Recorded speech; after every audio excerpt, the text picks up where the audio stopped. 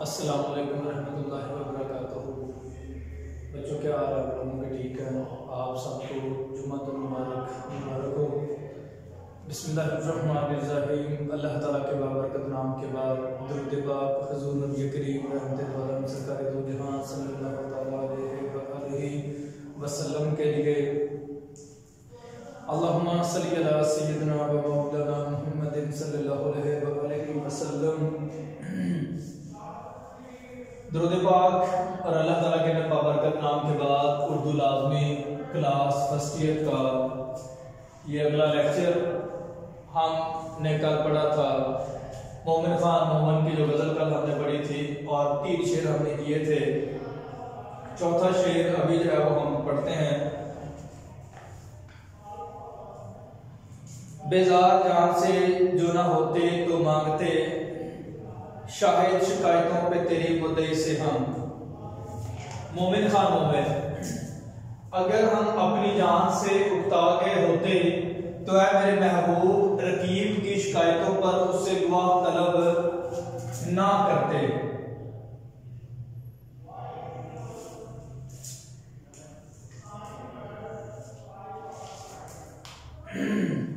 तो शायर कहता है क्या मेरे महबूब अगर हम अपनी जान से उकता गए होते अगर हम अपनी जान से उकता गए होते तो फिर रकीबों से दुआ तलब क्यों करते हैं? मैंने कोई रकीबों से दुआ तलब नहीं किया। लेकिन बेसिकली बुनियादी तौर पर ये जो शेर है, ये शेर ये है कि जो आशिक और महबूब का ताल्लुक होता है, इसमें होता ये है कि जो रकीब होते हैं, जो मुखालिफ होते हैं, जो लोग होते हैं, जो मुआशरा होता है, वो क्या करता है कि आशिक और महबूब के ताल्लुक के दरमियान जो खुशगवार घड़ी होती है उसको खत्म करवाना होता है। जो लोग रकीब होते हैं वो ये चाहते हैं कि आशिक और महबूब का ताल्लुक खत्म करवा दिया जाए, इनके ताल्लुक को तोड़ दिया जाए। तो फिर वो क्या करता है कि रकीब जो है वो आशिक महबूब के पास जाके आशिक की जो है वो शिकायतें लगाते हैं और वो इस तरह की झूठी बातें, झूठे इल्जाम जो है वो आशिक के साथ जो है वो दर देते हैं कि महबूब को किसी तरह से आशिक से बेजार किया जाए। तो इस वजह से लोग जो है वो महबूब के पास जाते हैं और आशिक के बारे में बताते हैं कि वो तो झूठा है, दरअसल जो है वो जो इश्क करता है उसमें कोई हकीकत नहीं है, वो तो सिर्फ इस वजह से इश्क करता है आपसे कि आपको बदनाम किया जाए। लेकिन जो है वो शायर जो है वो अपने महबूब से कहता है कि मेरे महबूब जो मेरे बारे में तुझे शिकायतें लगाई जा रही हैं, ठीक है, ये इनमें कुछ सच्चाई नहीं है, ये कोई अच्छी बात नहीं है। बेजार जान से जो ना होते तो मांगते, शाहिद शिकायतों पे तेरी मुद्दई से हम। शायर कहता है कि मेरे महबूब जो तेरे मुद्दई हैं, जो तुझे शिकायतें लगाने वाले हैं, अगर हम अपनी जान से उकताए होते तो हम उनसे क्यों जो है वो दुआ तलब करते? मैंने कोई दुआ तलब नहीं किया, क्योंकि जो महबूब को आशिक के बारे में गलत फहमियां फैलाई गई और महबूब को बताई गई, तो महबूब ने सुन के वो सारी जो है वो अपने आशिक के रूबरू बयान कर दी। और जब आशिक के रूबरू बयान की तो शायर ने जो है वो अपना कोई सफाई पेश नहीं की और उसे कुछ नहीं कहा और वो ये कह दिया कि मेरे महबूब मुझे, मैंने जो तुझे मेरे ऊपर इल्जाम लगाए हैं, मैंने तो कोई दुआ तलब ही नहीं किया, मैं तो कोई अपनी सफाई नहीं दूंगा। अगर मैं अपनी जान से उकताया ना होता तो मैं क्या है वो दुआ तलब करता। मैंने कोई दुआ तलब नहीं किया क्योंकि मैं तो अपनी जान से ही उकता गया, क्योंकि मेरे जो अंदर आपके बारे में जो मोहब्बत है वो सच्ची है, वो गलत नहीं है। लेकिन रकीबों ने जो है वो मेरे बारे में, तेरे ऊपर जो है वो तेरे दिमाग में जो कुछ गलत भरा है उससे कोई ताल्लुक नहीं है। शाहिद शिकायतों में तेरी मुद्दई से हम कोई शिकायत नहीं करते, मैं कुछ नहीं कहूंगा, क्योंकि तेरे रवैये ने, तेरी बेवफाई ने, तेरी बेरुखी ने, तेरी जफाकुशी ने मेरे जो है वो मेरे दिल को पाश पाश कर दिया, मेरे दिल के टुकड़े टुकड़े कर दिए हैं और मैं अब अपनी जान से उकता गया, अब मेरा कोई दिल नहीं लगता। तो शायद जो है वो अपनी जान से उकता कहता कि मैं अपनी जान से उकताया हूँ, तेरे जो है वो रवैये से उकता गया, वरना जो है वो तेरे से मैं नहीं उकताया, तेरे रवैये ने जो है वो मुझे मार दिया है। तो ये है। फिर जिस तरह शायर कहता है कि जमाने कुछ तुझे आए ना आए मगर बदनाम करना आ गया, क्योंकि जो है वो शायर जमाने से गिला करता है, क्योंकि जमाना जो है वो दो प्यार करने वालों को जो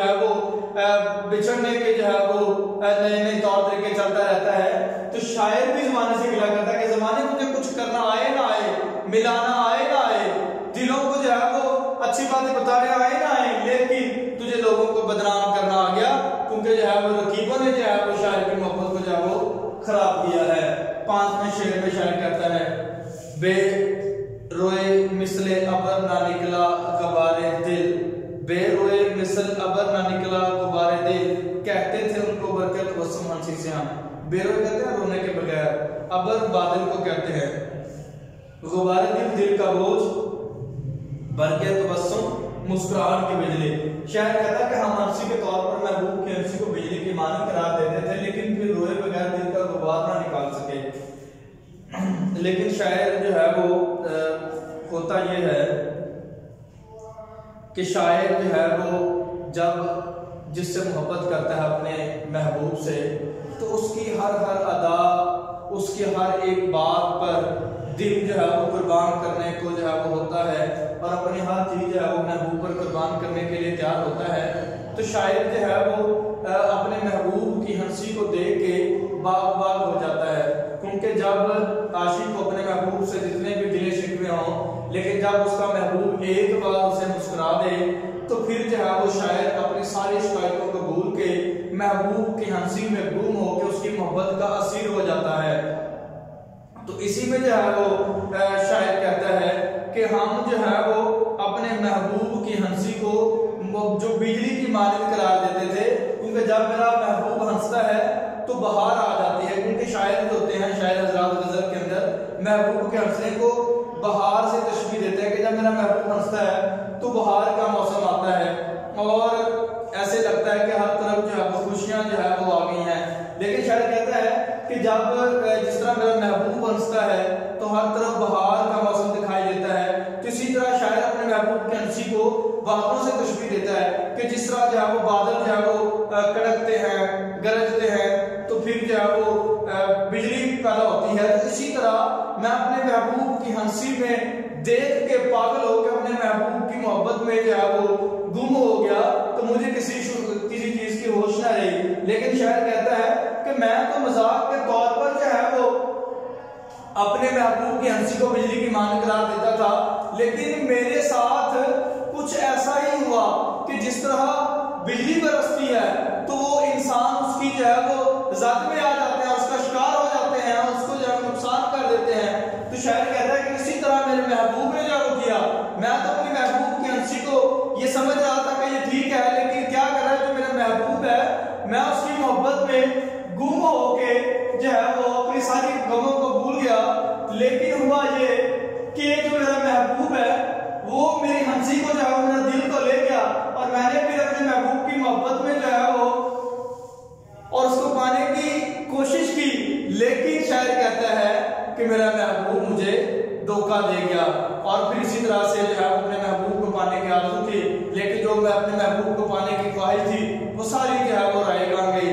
तो फिर जिस तरह जो है वो बादल जो है वो, क्योंकि बादल जब गरजते हैं, कड़कते हैं, तो फिर बारिश आती है। तो इसी तरह शायर कहता है कि जब मेरा महबूब मुझसे दूर हुआ, कोशिश मेरी रायगा गई, मुझे बेरुखी का सामना करना पड़ा, बेअदनाई का, जफाकशी का सामना करना पड़ा, तो फिर जो है वो मेरे दिल के अंदर जो गुबार पैदा हो गया। लेकिन जिस तरह जो है वो जब तक बादल ना बरसे जो है वो तो पता नहीं चलता। इसी तरह शायर कहता है कि जब तक मैं रोया नहीं, ठीक है, तब तक जो है वो मेरे दिल का गुबार नहीं निकला, क्योंकि जब दिल के जो आंसू होते हैं जब तक ये ना निकले तो दिल को सुकून नहीं होता।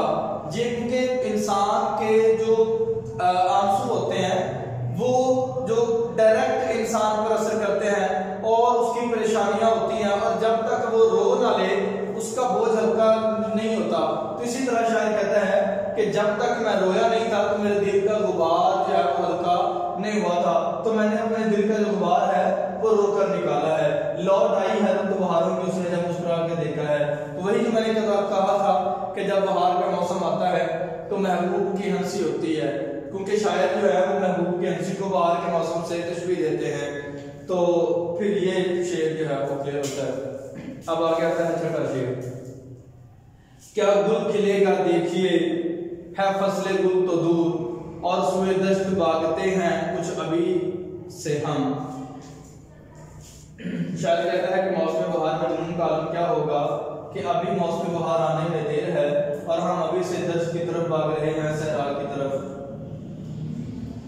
गुल फूल फसलें, गुल फूलों का मौसम, सूए दर्श सहरा की तरफ।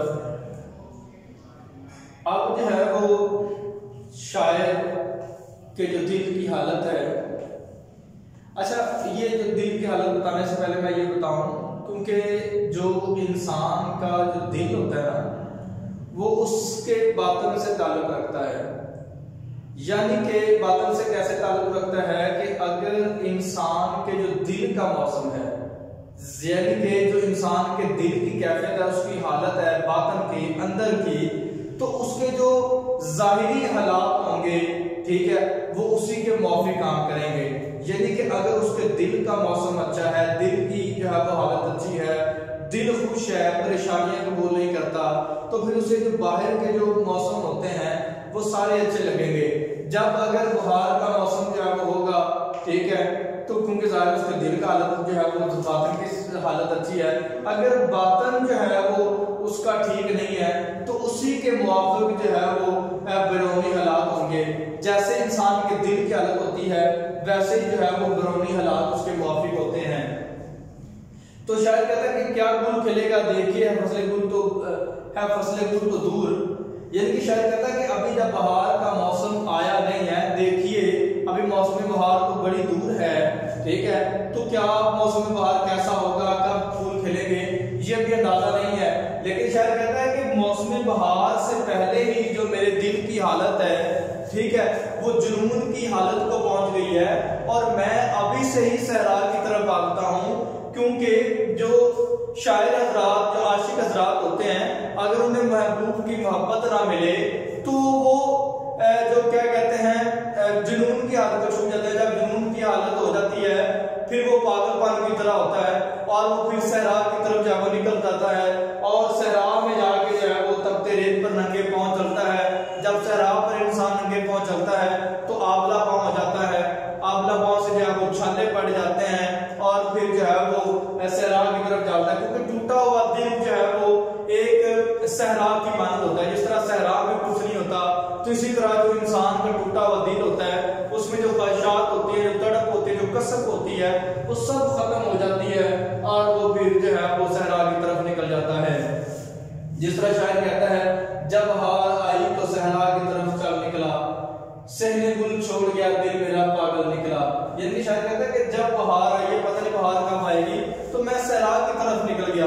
क्योंकि जो शायर हजरात होते हैं, वो जो शायर के जो बहार का मौसम होता है, वो महबूब के जो दिल की हालत होती है ना, वो उससे लेके जो है वो उसकी जुदाई जो होती है अपने महबूब से, वो उसको बयान करता है कि महबूब का दिल जो है वो मोहब्बत पता नहीं कब मिलेगी, और वो उससे पेश की बेवफाई से जो है वो जुनून की हालत में पहुंच के सहरा की तरफ निकल जाता है।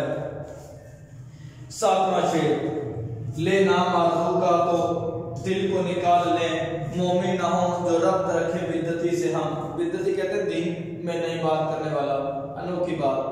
आपको मैंने बताया था कि मौलाना फजल हक जो है वो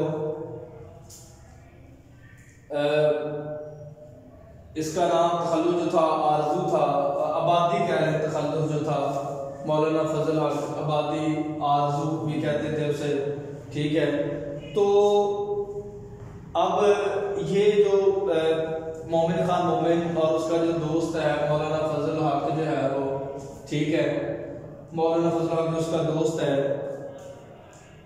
तो ये दोनों मोमिन खान मोमिन और मौलाना फजल हक जो था, ये दोस्त थे और शतरंज के बड़े प्लेयर थे, शतरंज खेलते थे। और एक दिन जो है वो अक्सर इनकी शर्तें भी लगती जाती थी, बातें भी करते थे, बहस की हालत को पहुंच जाते थे।